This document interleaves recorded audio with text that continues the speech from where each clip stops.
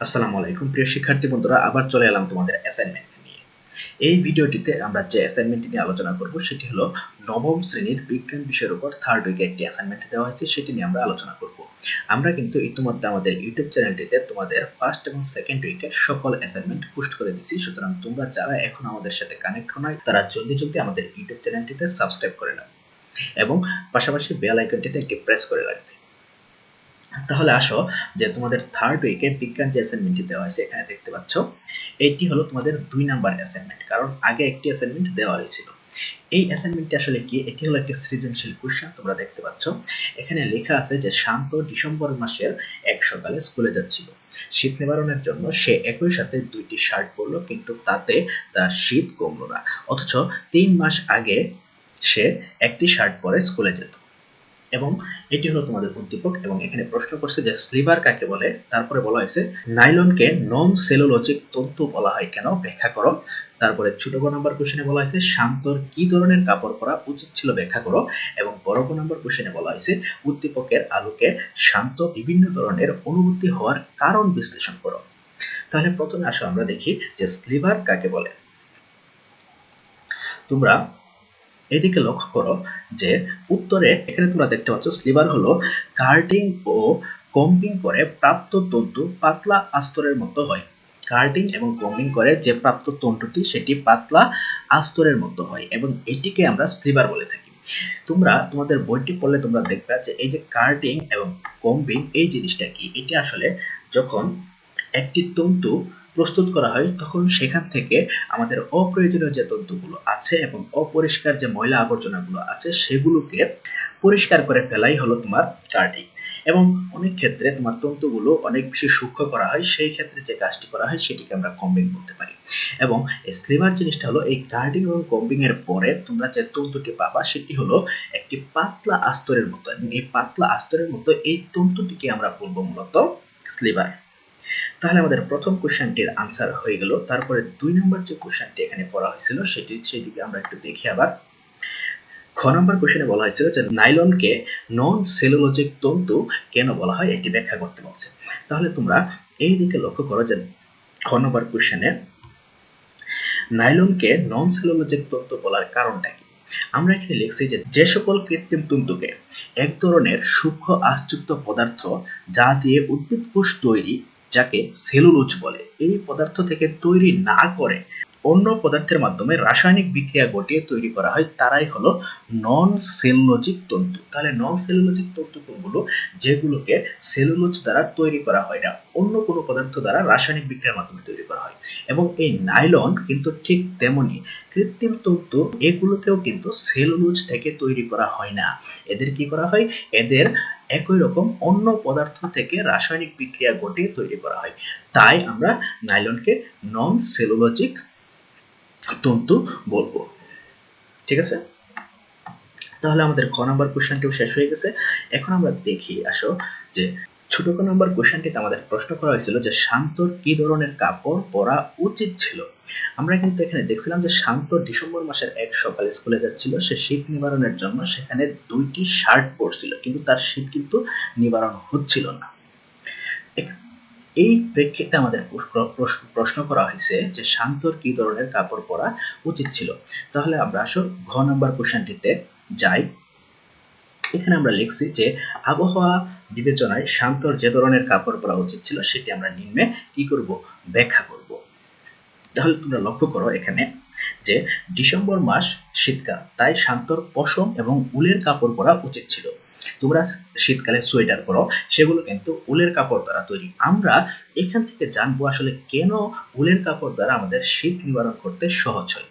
তাহলে তোমরা আবার সৃজনশীলে চলে আসো যে এখানে আমরা লিখছি যে কিন্তু শান্ত 2টি শার্ট পরে, ফলে তার শীত নিবারণ হয় না। কিন্তু সে যদি পশমের কাপড় পরতো তাহলে সে শীত নিবারণ করতে পারতো, কারণ পশমের কাপড় তাপ কুপরিবাহী এবং এটির নমনীয়তা, স্থিতিস্থাপকতা এবং রং ধারণ ক্ষমতা, এই বৈশিষ্ট্যগুলো এদের রয়েছে। ঠিক আছে, এই তন্তুর মাঝে কি থাকে, এই যে তোমার পশমের কাপড়গুলো, এগুলোর যে তন্তুগুলো আছে এগুলোর মাঝে তোমার ফাঁকা জায়গা থাকে, ফলে সেই ফাঁকা জায়গায় কিন্তু এই বাতাস কি ধারণ করে রাখতে পারে। এবং বাতাস ধারণ করার ফলে আমরা বাতাস ধারণ করার ফলে এখানে বাতাস কিন্তু তাপ অপরিবাহী, তাই পশম বা উলের কাপড় হলো তোমার কুপরিবাহী। কুপরিবাহী, এটির ভিতর দিয়ে কোনো তাপ বের হতে পারে না সহজে, ঠিক আছে। তাই তোমার পশমের কাপড় আমরা যদি পরে থাকি তাহলে আমাদের শরীর থেকে তাপ কিন্তু বাইরে যেতে পারে না, ফলে আমরা গরম অনুভব করি। এই জন্যই কিন্তু শান্তর পশমের বা উলের কাপড় পরা উচিত ছিল। দেন আমরা আসলে দেখি যে আমাদের ঘ নাম্বার কোশ্চেনটি কি ছিল। ঘ নাম্বার কোশ্চেনটি ছিল উদ্দীপকের আলোকে শান্তর ভিন্ন ধরনের অনুভূতি হওয়ার কারণ বিশ্লেষণ করো। শান্ত কি ধরনের অনুভূতি হয়েছিল? এখানে দেখো যে শান্ত প্রথমে শার্ট পরছিল, সে শীতকালে সে শার্ট পরছিল, কিন্তু সেখানে সে শীত অনুভব করছিল, তার শীত নিবারণ হচ্ছিল না। অথচ 3 মাস আগেও সে এই শার্ট পরে স্কুলে যেত, তখন কিন্তু তার ঠিকই আরাম বোধ হইতো। এখানে ভিন্ন অনুভূতি হওয়ার কারণটা বিশ্লেষণ করতে বলছে। তাহলে আসো আমরা ঘ নাম্বার কোশ্চেনে চলে যাই। সেখানে আমরা কি লিখছি তোমরা দেখো যে শান্তর কিন্তু ভিন্ন ধরনের অনুভূতি হওয়ার কারণ আমরা নিম্নে ব্যাখ্যা করলাম। ব্যাখ্যা কি করলাম? এখানে লক্ষ্য করো যে শান্ত ভিন্ন ধরনের অনুভূতি হওয়ার কারণ হলো আবহাওয়ার পরিবর্তন। তোমরা এখানে বুঝতেই পারছো যে সে 3 মাস আগে কিন্তু গরম ছিল, তখন কিন্তু শার্ট পরে সে খুব ভালোভাবেই সে চলাফেরা করতে পারছিল। আমরা কিন্তু গরমকালে শার্ট পরে আমরা খুব ভালোভাবেই চলাফেরা করতে পারি, তখন কিন্তু আমাদের শীত অনুভব হয় না, খুব কমফোর্টেবল আমরা ফিল করি। কিন্তু সে যখন শীতকালেও সে শার্ট পরে স্কুলে যাচ্ছিল, তখন কিন্তু তার শীত নিবারণ হচ্ছিল না, কারণ শার্ট কিন্তু শীতকে বাধা দেওয়ার জন্য উপযোগী নয়। এবং এইটাই হলো আমাদের কারণ যে এখানে কিন্তু আবহাওয়ার পরিবর্তন। আবহাওয়ার কি পরিবর্তন? 3 মাস আগে ছিল আমাদের আবহাওয়াটা গরম ছিল, এবং 3 মাস পর এখন সেই আবহাওয়াটা কিন্তু ঠান্ডা। তাহলে আসলে আমরা সৃজনশীলে কি লিখছি আমরা একটু দেখি। নিচের দিকে তোমরা লক্ষ্য করো যে শান্ত ডিসেম্বর মাসে 2টি শার্ট পরে, তবু তার শীত অনুভব হয়। কিন্তু 3 মাস আগে সে একটি শার্ট পরে সে স্কুলে যাচ্ছিল, কিন্তু তার কোনো সমস্যা হতো না, কারণ 3 মাস আগের আবহাওয়া কি ছিল? গরম ছিল, আমরা মাত্র যা বললাম। তাই শার্ট পরে সে আরাম অনুভব করে। কিন্তু ডিসেম্বর মাসের আবহাওয়া ঠান্ডা হয়ে যায়, অর্থাৎ শীতকাল, ফলে শার্ট তার শরীরের গরম ধরে রাখতে পারেনি। আমরা ছোট নাম্বারে কিন্তু পড়ছিলাম যে উলের কাপড়গুলো কিন্তু বাতাস ধরে রাখে, আর বাতাস কি?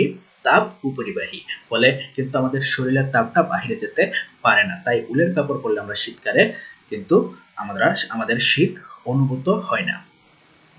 এখানে সেই কথাটাই লেখা আছে, কারণ শার্ট কি? কাপড় থেকে বাতাস আটকে রাখতে পারে না। কিন্তু সে যদি পশমের কাপড় পরতো তাহলে সে কি করতো? সে আরাম বোধ করতো। নিচের দিকে আমরা একটু যাই। কিন্তু কারণ ফলে শার্ট তার শরীরের গরম ধরে রাখতে পারেনি, কারণ শার্ট এর কাপড় বাতাস আটকাতে পারে না। কিন্তু সে যদি পশমের কাপড় পরতো তাহলে কিন্তু সে আরাম অনুভব করতো। তাই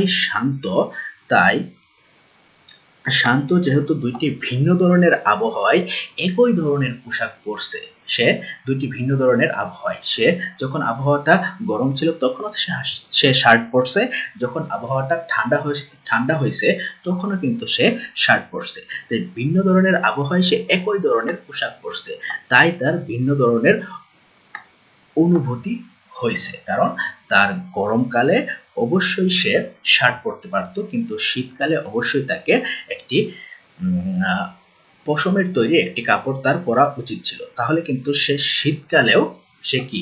তার শরীরটা গরম থাকতো, শীতকালেও সে গরম অনুভব করত। সে শীতকাল এবং গরমকালে ভিন্ন ধরনের অনুভব তার শরীরে হতো না, সে যদি সময় উপযোগী কাপড় পরতো। তাহলে এই জিনিসটা তোমরা আরেকটু কম বেশি করে তোমরা লিখে নিবে সুন্দর করে। এই ছিল তোমাদের অ্যাসাইনমেন্ট, এবং এই অ্যাসাইনমেন্টের মূল কথা কিন্তু এগুলোই। তাহলে আজ এই পর্যন্তই, আবার দেখা হবে অন্য একটি ভিডিওতে। সেই পর্যন্ত তোমরা ভালো থাকো।